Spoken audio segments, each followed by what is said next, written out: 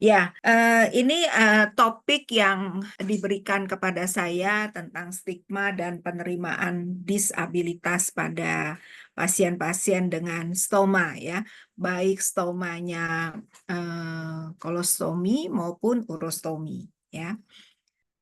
Eh, Sebagai data dulu ya, kita mau melihat data. Kenapa kita bicarakan tentang stoma ini? Karena kalau dibilang kenapa sih sampai orang dibikin stoma gitu ya? Kalau dibikin stoma terbanyak itu memang karena kanker kolorektal ya. Jadi kalau kita lihat kanker kolorektal ini menduduki peringkat ketiga. Ini data di dunia ya, data Globokan. Untuk kematiannya kedua. Jadi di seluruh dunia memang paling banyak stoma itu dibuat karena kanker. Tapi kenapa bisa pada anak-anak? Nah, itu sebabnya lain lagi. Jadi kita nggak bicarakan penyebabnya sekarang ini, tapi kita lebih melihat data ya, dan melihat udah jadi stomanya gitu ya. Nah, di Indonesia sendiri ini data untuk kanker eh, kolorektal nih seperti ini ya, cukup banyak. Jadi kanker kolorektal menduduki peringkat kedua untuk pria, pada perempuan menduduki peringkat keempat, dan untuk kesemuanya kedua jenis kelamin menduduki peringkat keempat juga nih ya, kebetulan keempat juga. Ini data dari Globokan 2022.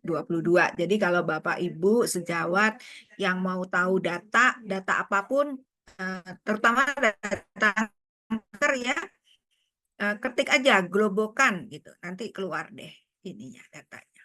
Nah, apa sih itu enterostomi ya? Enterostomi ini sebetulnya dibagi menjadi dua. Oh ya, saya mau kasih tahu dulu bahwa bahan yang saya sampaikan ini saya ambil dari satu paper artikel di jurnal Frontier ya, yang nanti ada di di referensinya paling belakang ada. Jadi memang jurnal ini dibuat ditulis oleh Sangsi, Cenrong ya, ada beberapa nama, dan memang mereka ini dari China ya.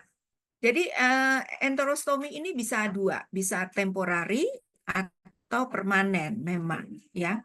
Kenapa bisa temporary atau permanen? Ya sudah pasti ini karena penyakitnya ya, karena masalah-masalah yang oleh dokter bedahnya kemudian ditentukan, oh ini mungkin stomanya bisa temporary aja, nanti disambung lagi, atau kadang-kadang yang udah dibilang temporer aja, dalam berapa bulan nanti disambung, ternyata akhirnya nggak bisa jadi permanen. Atau memang udah dari awalnya udah dibilang sama dokter bedahnya, ini permanen ya stomanya.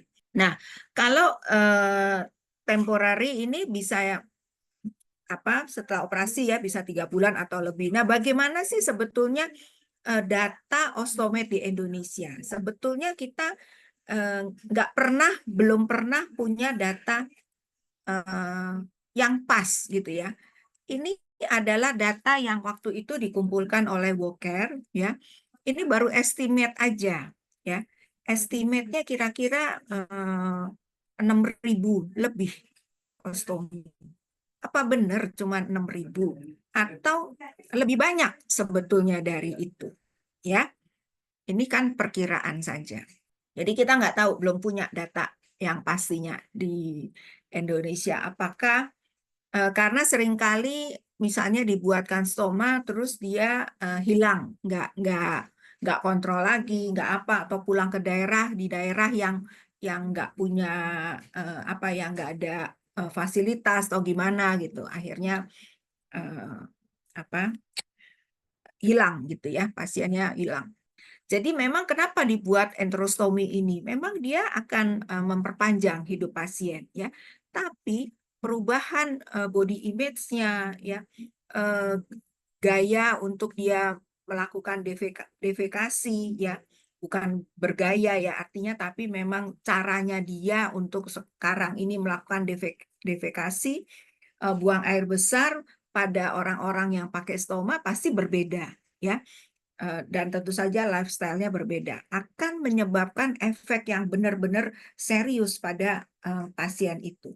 Dan akhirnya mempengaruhi kesehatan mental, fisik, dan psikis, dan juga kualitas hidup pasien.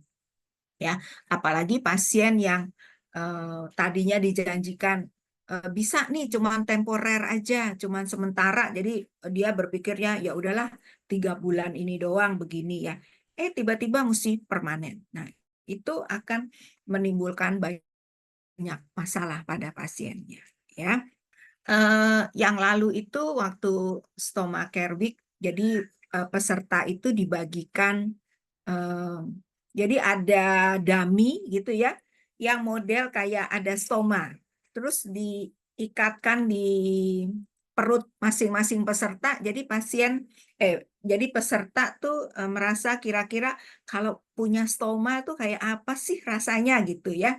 Jadi itu kalau yang kita-kita nih yang normal, kita ya masa begitu aja sih gitu, rewel misalnya gitu ya. Tapi kalau misalnya punya beneran ada, kita berusaha memahami segimananya sih mereka itu ya. Nah, apa sih yang disebut stigma itu? Stigma itu memang brand ya, apa ya? Saya susah mau mencarikan terjemahannya ya. Saya udah buka gitu ya. Susah memang. Ya stigma gitu. Kita juga di Indonesia kadang kita juga sebutnya stigma ya. Jadi bagaimana pasien ini merasa apa ya, merasa lain daripada yang lain, dan seringkali mereka ditolak, tidak diterima oleh orang-orang yang ada di sekitarnya. Kenapa? Bisa macam-macam.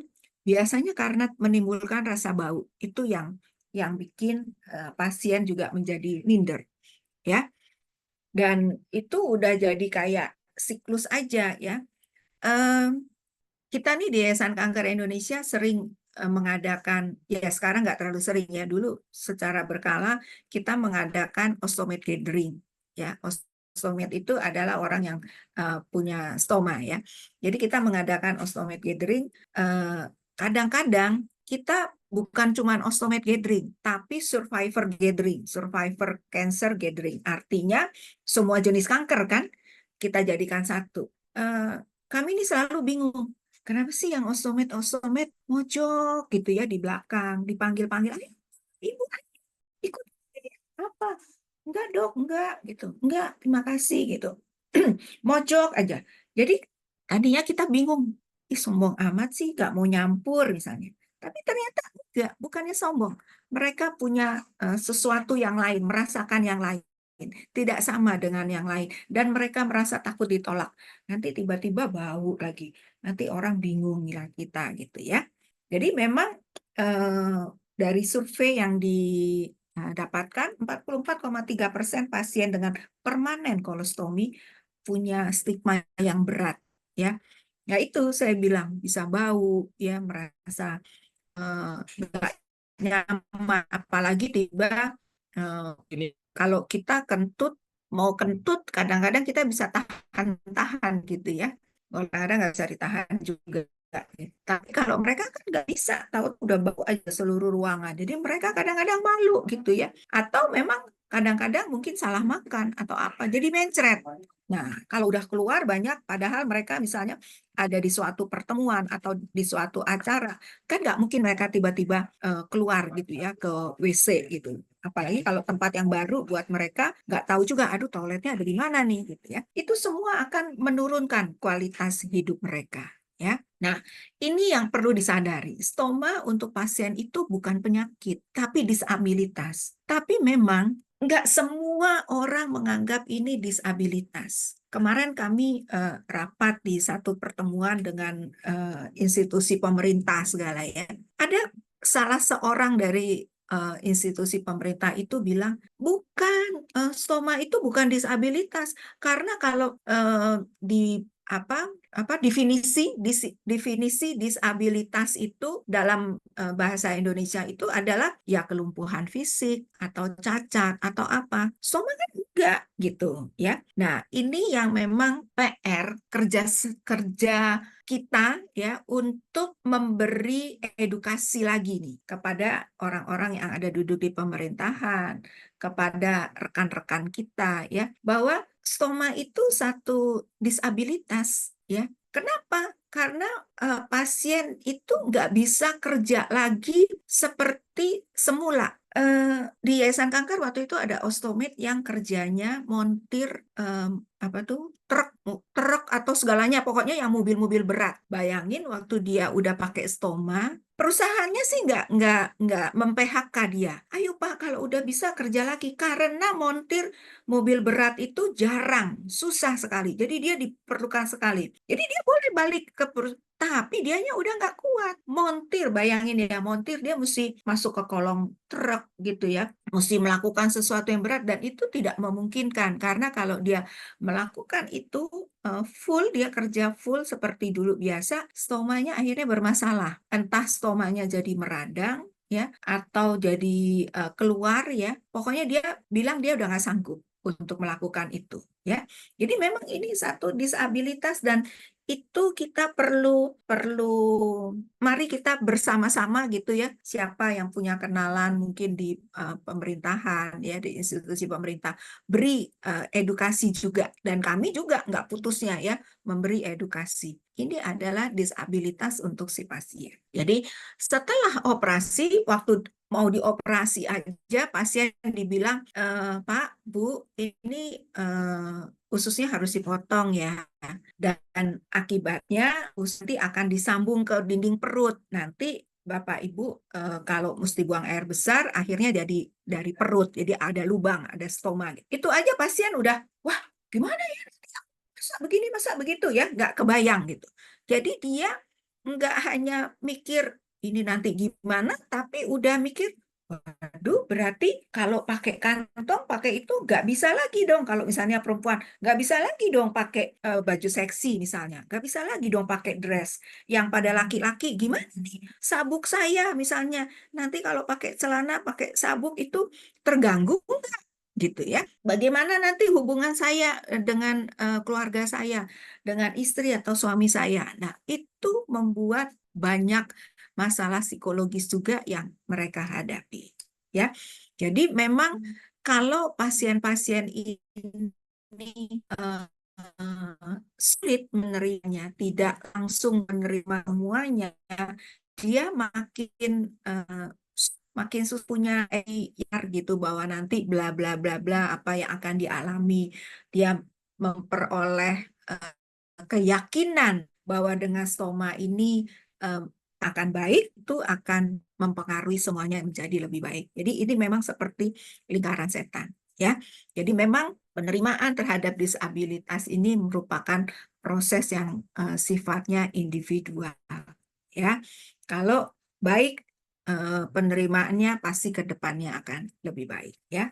Nah, ini tadi ya saya udah bilang, jadi memang berhubungan erat dengan adaptasi psikososialnya ya.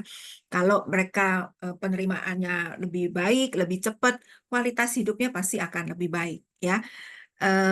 Kami punya ostomed juga yang sedemikian, saya nggak tahu ya nanti dia yang akan bicara atau enggak ya, Mas Arifin, tapi Bapak ini sedemikian oke-nya penerimaannya, malah sekarang dia sering membuat video-video yang dia share ke sesama ostomed bahwa walaupun dia pakai kantong, tapi dia bisa melakukan segalanya lagi. Dia udah pensiun ya, tapi dia punya hobi dan punya kegiatan lain yang produktif gitu ya, berkebun gitu ya. Jadi walaupun berkebunnya bukan arti macul gitu ya, bukan arti berkebun yang petani gitu, bukan ya, tapi dia bisa melakukan hal-hal yang produktivitasnya tinggi ya. Nah, balik lagi tadi saya bilang ya, jadi itu udah merupakan lingkaran setan. Jadi adaptasi psikososial ini juga akan berpengaruh nantinya kepada rangkaian pengobatannya, prognosisnya, dan pasti kualitas hidup pasien itu sendiri ya. Yang pasti setelah selesai operasi, pasien dengan stoma ini menghadapi banyak hal. Nggak cuma tentang kankernya, dia mesti mikirin, aduh, habis ini saya masih mesti di kemo. Habis ini saya masih mesti di sinar. Kanker saya bisa hilang atau kanker aja, bagaimana cara ganti kantongnya? Saya mendapati satu orang yang bilang begini, dok, sampai sekarang saya nggak bisa kan ganti kantongnya. Terus gimana Pak? Yang gantiin istri saya. Jadi kalau istrinya pergi, ya saya nggak ganti kantong. Ya, saya pokoknya saya irit-iritin supaya dia nggak lepas, saya sayang-sayang sampai istri saya balik gitu ya. Jadi kalau istrinya mau pergi keluar kota juga, istrinya mesti mikir-mikir, aduh paling lama cuma sekian hari karena itu waktunya ganti kantong. Ya, itu pasien harus menghadapi seperti itu. Dia juga menghadapi, walaupun mungkin tidak, tapi dia merasa tertekan oleh kehidupan sosialnya. Ya, dan ini kalau memang dia merasa seperti itu, maka tekanannya, beban pada pasien dengan stoma ini akan jadi berat banget. Masalah apa lagi yang dia hadapi dengan stomanya? Bisa aja kadang-kadang terjadi peradangan. Waduh, lecet. Dok, gimana nih dok? Lecet. Dok, kantong saya bocor. Ya, saya lagi pergi tiba-tiba bocor, fesesnya kemana-mana. Apa yang harus dilakukan? Ya, dan penting juga ini batin mereka merasa rendah diri. Ya, mereka akhirnya jadi menyembunyikan penyakit mereka, nggak cerita kepada orang lain, sehingga akhirnya mereka membatasi hidup dan kerjanya. Nggak usah bilang-bilang deh. Nanti kalau saya bilang, nanti saya malah dikucilkan. Nanti orang takut berteman dengan saya. Ya, jadi akhirnya, ayo Pak, Bu, misalnya diundang reuni yuk, gini udah. Enggak, saya repot apa. Jadi menghindar dengan banyak alasan.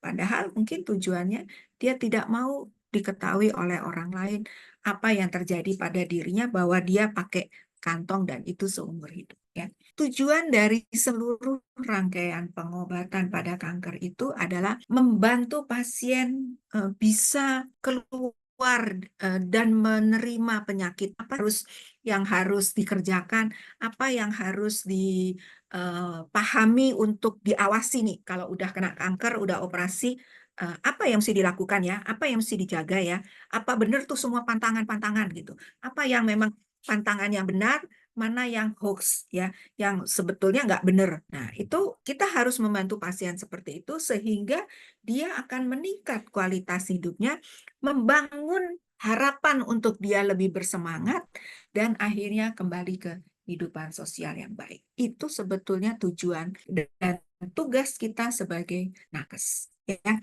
kita perlu memberi perhatian. Enggak, Pak, Bu, kontrol ya, tanggal segini kontrol. Udah, dok, suster, saya bukan urusan saya, nggak bisa. Kita sebagai nakes, baik dokter maupun perawat, kita harus memberi perhatian pada segi psikososialnya juga. Karena itu akan mempengaruhi seluruh proses pengobatannya ya. Jadi kita beri kita mengencourage ya mereka supaya mereka mau dengan keluarganya, dengan teman-temannya, dengan kehidupan sosialnya ya. Nah, apa yang perlu kita lakukan ini nggak cuma ngomong doang ke pasiennya. Jadi kita memang harus mengedukasi juga orang yang ada di sekitarnya dia. Ya, jadi memang kita harus menyediakan waktu lebih bagi ostomet ini dan keluarganya.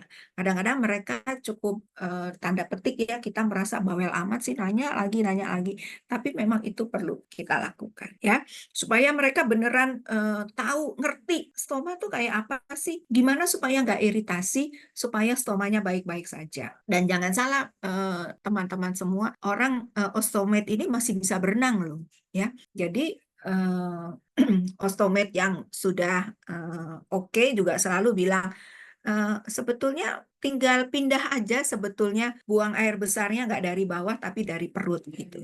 Sebetulnya lainnya sama gitu. Nah, buat orang yang baru sama apanya? Oh, ini kelihatan lagi. Kalau kita kan di bawah, kita tinggal jongkok di duduk gitu ya di kloset, udah kita keluarin, kita bersihin, udah. Kalau ini kan enggak, bisa tiba-tiba keluar. Nah, itu yang kita harus edukasi, dan tugas kita, tugas teman-teman perawat juga, bagaimana mereka merawat stomanya dan menerima stomanya dengan benar, ya. Adaptasi untuk stomanya ini dan menerima disabilitasnya mereka ini secara rasional, ya.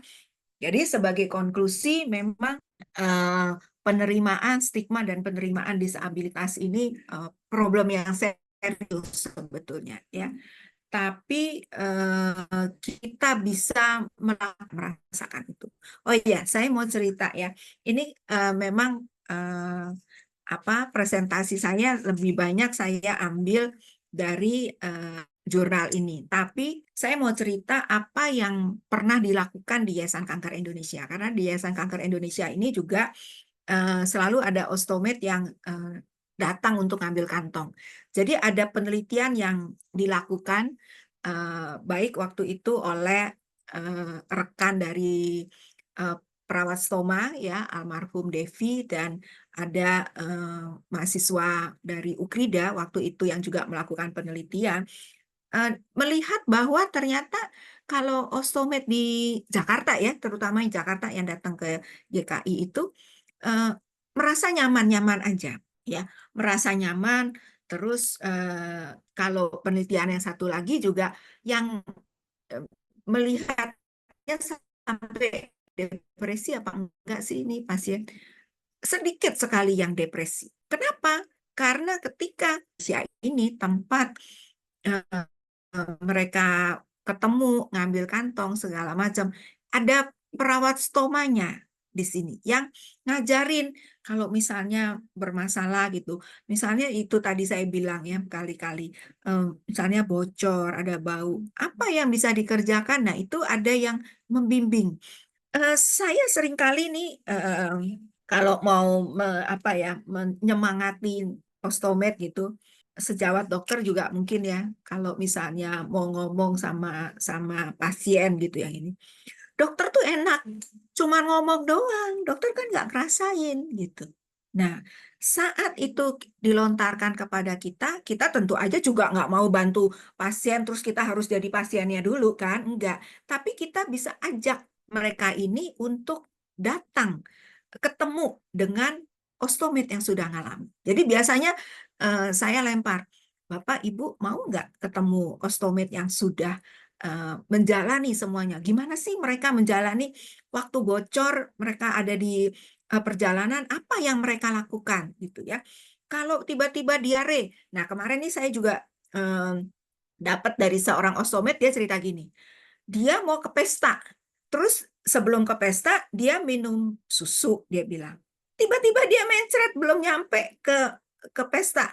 Jadi dia memberi pengalaman seperti ini untuk yang lain. Kalau kita mau pergi ke satu tempat yang kita tidak tahu ininya, jangan makan yang aneh-aneh sebelum pergi, misalnya. Nah, itu yang bisa cerita seperti itu ya para survivor ini sendiri. Dalam hal ini kita ngomongin stoma, para ostomed ini. Jadi, Bapak, Ibu, teman-teman sejawat semua, jangan takut kalau pasiennya bilang, kamu nggak ngalamin sih. Saya selalu bilang, betul, saya nggak ngalamin dan saya nggak mau juga mengalami untuk membantu, ya kan? Tapi saya bisa mengajak untuk bertemu dengan orang yang sudah mengalami. Mungkin sementara itu dulu yang saya sampaikan, nanti mungkin berkembang di diskusi. Silakan, saya kembalikan ke Mas Arifin.